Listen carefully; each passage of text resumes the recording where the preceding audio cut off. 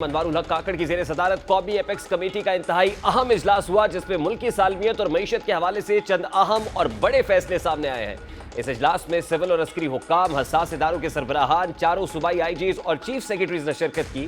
Apex committee کے اجلاس میں ہونے والے اہم فیصلوں کی بات کریں تو اس اجلاس میں پاکستان میں غیر قانونی طور پر مقیم مہاجرین کو 31 اکتوبر 2023 تک پاکستان چھوڑنے کے لیے آخری ڈیڈ لائن ہے۔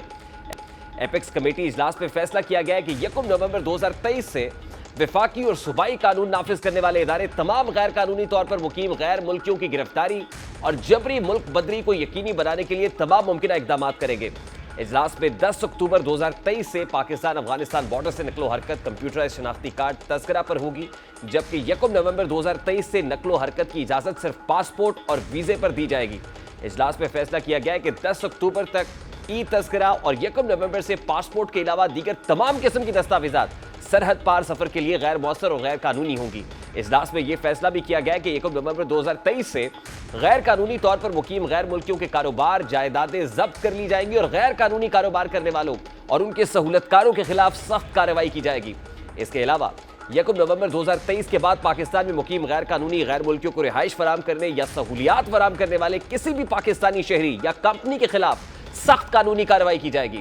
اجلاس میں وزارت داخلہ کی زیر نگرانی ایک ٹاسک فورس تشکیل دی گئی ہے جس میں قانون نافذ کرنے والے اور انٹیلیجنس کے اراکین شامل ہوں گے، اور اس ٹاسک فورس کا مقصد جعلی شناختی کارڈ کے حامل لوگوں اور ان کی جعلی کاغذات پر منی غیر قانونی جائیدادوں کو ضبط کرنا ہوگا۔ اس کے علاوہ ایپیکس کمیٹی اجلاس میں نادرا کو ہدایت کی گئی ہے کہ وہ تمام جعلی شناختی کارڈز کی منسوخی کو فوری طور پر یقینی بنائے اور اگر کسی کی شناخت میں شک ہو تو اس کی تصدیق کے لیے DNA ٹیسٹ کرایا جائے۔ اس کے علاوہ ویب پورٹل اور UAN ہیلپ لائن پر پاکستان میں مقیم غیر ملکی افراد قانونی رہائش یا کاروبار کرنے کے بارے میں معلومات فراہم کی جا سکتی ہیں۔ اس سلسلے میں جو بھی شہری حکومت سے تعاون کرے گا اس کو انعام دیا جائے گا اور اس کا نام صیغہ راز میں رکھا جائے گا۔ اس اجلاس کے بعد نگراں وزیر داخلہ سرفراز بگٹی نے بھی پریس کانفرنس کرتے ہوئے اجلاس میں فیصلوں کے بارے میں بتایا۔ ان کا کہنا ہے کہ وہ 1 نومبر کی ایک ڈیڈ لائن دے رہے ہیں جس کے بعد فل تھروٹل پہ ایک کارروائی کی جائے گی۔ نگراں وزیر داخلہ اس پریس کانفرنس میں کیا کہہ رہے تھے، اس کی ایک جھلک آپ کے سامنے رکھتا ہے۔ 1 نومبر آنورڈ ہمارا آپریشن ایک فل تھروٹل میں چلے گا، اور اس سے پہلے ہم یہ چاہتے ہیں کہ جو ہمارے ملک سے جانا چاہتا ہے، خود جانا چاہتا ہے، تو ہم اس کو ایک اپرچونٹی دے رہے ہیں کہ وہ خود ہی چلا جائے۔ نگراں وزیر داخلہ نے اپنی پریس کانفرنس میں افغان مہاجرین سے متعلق کچھ اعداد و شمار بھی پیش کیے اور بتایا کہ اس وقت پاکستان میں اندازاً 44 لاکھ افراد غیر قانونی طور پر مقیم افغان شہری ہیں اور ان میں سے 14 لاکھ کے پاس رجسٹریشن کا ثبوت ہے۔ افغان سٹیزن کارڈ رکھنے والے 8.5 لاکھ افراد ہیں اور غیر رجسٹرڈ شدہ غیر قانونی طور پر مقیم افغانی 17 لاکھ سے زائد ہیں۔ 1.4 ملین ہے، یہ اپروکس فگرز ہیں۔ اس میں سے جو پروف آف رجسٹریشن ہے جن کے پاس وہ 1.42 ملین ہے۔ یہ میں جسٹ آپ کو افغان نیشنلز بتا رہا ہوں، اور نیشنلز بھی ہیں، اور افغان سٹیزن کارڈ ہولڈرز جو ہیں وہ 0.85 ملین ہیں، اور ان رجسٹرڈ انلیگل افغانز 1.73 ملین ہیں۔ نگراں وزیر داخلہ کا یہ اعداد و شمار پیش کرنے کا مقصد یہ بتانا ہے کہ پاکستان کیسے اپنا کثیر زر مبادلہ ان مہاجرین پر خرچ کرتا ہے جس سے خود پاکستانی مالی لحاظ سے متاثر ہوتے ہیں۔ اس کے علاوہ فوڈ سیکیورٹی بھی خدشات کا شکار ہوتی ہے۔ آج کی پریس کانفرنس میں وزیر داخلہ سرفراز بگٹی نے افغان مہاجرین کی آڑ ملک میں ہونے والی دہشت گردی کا تذکرہ کیا اور بتایا کہ کیسے یہ مہاجر دہشت گردوں کے سہولت کار بنتے ہیں۔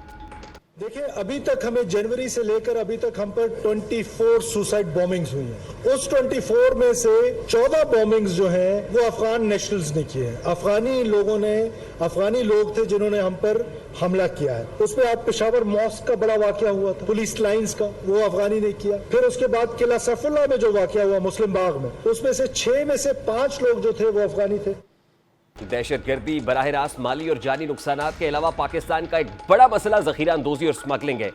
یہی مہاجرین سمگلنگ کا بھی ایک بڑا ذریعہ ہے۔ پاکستان نے اپنی معیشت کو ٹھیک کرنے کے لیے ہر حربہ آزمایا اور اپنا کثیر زر مبادلہ بچانے کے لیے ڈالرز کی کمی کو دور کرنے کے لیے امپورٹ پر پابندی لگائی جس سے ملک کی صنعتیں بھی متاثر ہوئیں، لیکن اس کا براہ راست ملک کو فائدہ ہونے کے بجائے نقصان ہوا کیونکہ وہی لگژری اشیاء جن پر پابندی لگائی جاتی تھی وہ افغان ٹرانزٹ ٹریڈ کے ذریعے سمگل ہو کر ملک پہنچنا شروع ہو جاتی ہیں۔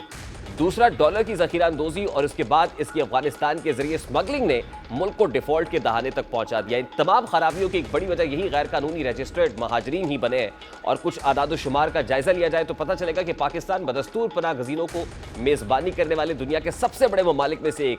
افغانستان میں سوشلسٹ انقلاب کے بعد پاکستان میں افغان مہاجرین کی آمد شروع ہوئی، تاہم جب افغانستان کی سوشلسٹ حکومت کی اپیل پر سوویت یونین کی فوج افغانستان میں داخل ہوئی تو اس کے بعد مہاجرین کی تعداد میں غیر معمولی اضافہ ہوا۔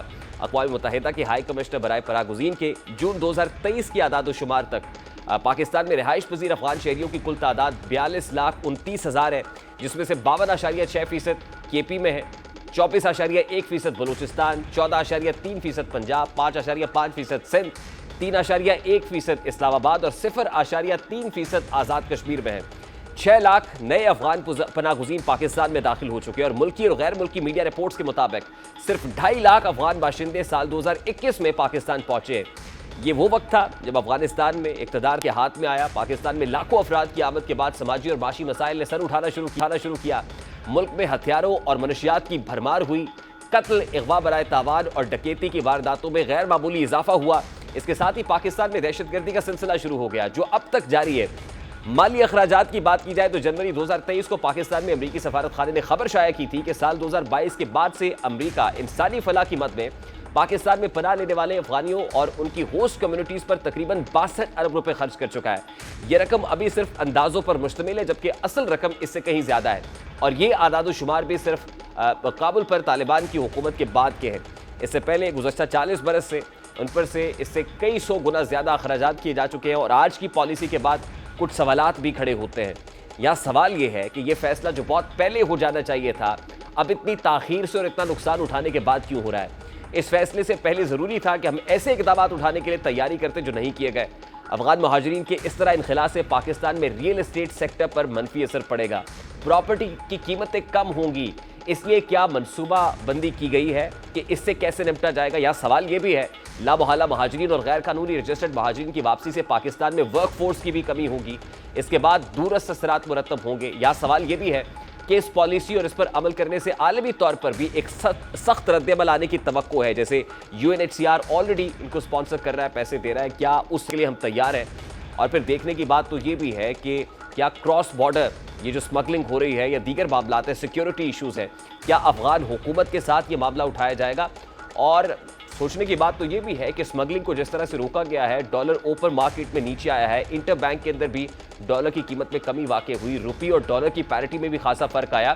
سرفراز بگٹی صاحب نے آج سے 1 روز پہلے یہ سٹیٹمنٹ دیا کہ جو سمگلنگ ہو رہی ہے، اگر اس میں پاک فوج کے اہلکار بھی ملوث ہوں گے تو ان کا کورٹ مارشل ہوگا۔ یعنی سیریسنس ادارے کی اس قدر زیادہ ہے کہ وہ اپنے ادارے کے اندر بھی احتساب کرنے کے لیے تیار ہیں۔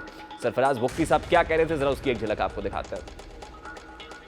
بھی ہوئی ہے، یہ کوئی اونٹوں پہ نہیں ہوئی ہے، یہ اسمگلنگ جو ہے وہ ٹرکوں پہ ہو رہی تھی، اور اس میں جو بھی لوگ تھے، کیونکہ پاکستان کی فوج کے جو آرمی چیف ہیں انہوں نے بڑا کلیئر کٹ اپنے لوگوں کو کہہ دیا ہے، میں اس میٹنگ کا حصہ تھا، جس میں بڑی واضح ڈائریکشن تھی کہ نہ صرف کورٹ مارشل ہوں گے بلکہ وہ لوگ جو اس طرح کے پریکٹسز میں انوالو ہوں گے ان کو جیل بھی بھیجا جائے گا۔ اب غیر قانونی جو لوگ موجود ہیں، غیر ملکی پاکستان میں ہے، ان کو فوری طور پر ملک سے نکل جانے کا کہہ دیا گیا ہے۔ 1 نومبر تک کی ڈیڈ لائن دی گئی ہے، اور دکھائی یہ دے رہا ہے کہ پرومیننٹ جو حصہ ہے اس میں وہ افغان پناہ گزینوں کا ہے، اور انلیگل جو امیگرینٹس ہیں، افغان امیگرینٹس ہیں، وہ اس کی زد میں یقیناً آئیں گے۔ اس پر بات کریں گے اس وقت